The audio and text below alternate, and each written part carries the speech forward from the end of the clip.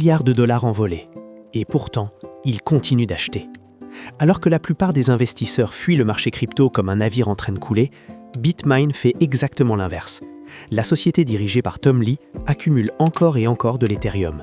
Folie stratégique ou coup de génie à contre-courant? C'est ce qu'on va décrypter.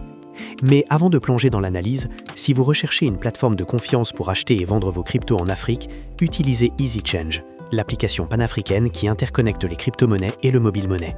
Le lien est dans la description. Les chiffres donnent le vertige.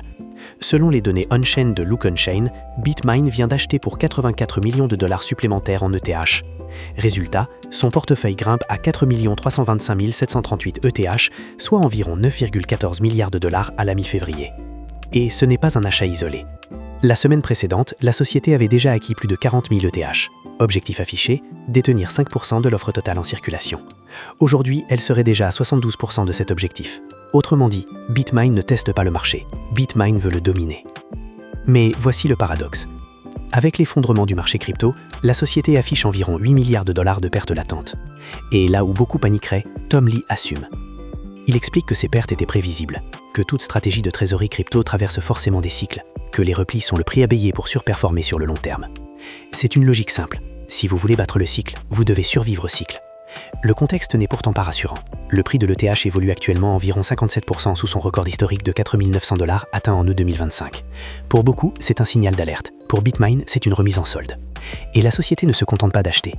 Elle a choisi de bloquer 67% de ses ETH en staking, générant ainsi un revenu annuel estimé à 202 millions de dollars. C'est là que la stratégie devient intéressante. Pendant que le prix baisse, l'actif continue de produire du rendement. Pendant que le marché panique, la trésorerie travaille. Et BitMine fait figure d'exception. D'autres institutions ont capitulé. Par exemple, Trend Research a liquidé l'intégralité de son portefeuille ETH après environ 750 millions de dollars de pertes. Les jetons vendus auraient servi à rembourser des prêts contractés au plus haut du marché. Classique erreur de cycle. Acheter dans l'euphorie. Vendre dans la panique. BitMine fait exactement l'inverse. Mais tout n'est pas rose. Tom Lee avait prédit que le Bitcoin atteindrait 180 000 $ et que l'ETH évoluerait entre 7 000 et 9 000 $ fin janvier. Ces prévisions ne se sont pas réalisées, et les critiques n'ont pas tardé. Certains parlent d'excès d'optimisme, d'autres d'une vision trop agressive. Mais Lee reste ferme. Les retraits massifs récents ne remettent pas en cause l'utilité du réseau. Au contraire, selon lui, l'activité d'Ethereum atteint des niveaux records. Et historiquement, les marchés baissiers ont toujours été des terrains fertiles pour les investisseurs patients. Alors la vraie question est simple. BitMine est-elle en train de construire la plus grande position stratégique sur Ethereum avant le prochain bull run, ou bien de creuser un trou financier colossal? Dans l'histoire des marchés, ceux qui gagnent sont rarement ceux qui suivent la foule. Mais ils ne sont pas non plus ceux qui ignorent les signaux d'alerte. La frontière entre le visionnaire et l'imprudent est fine, très fine.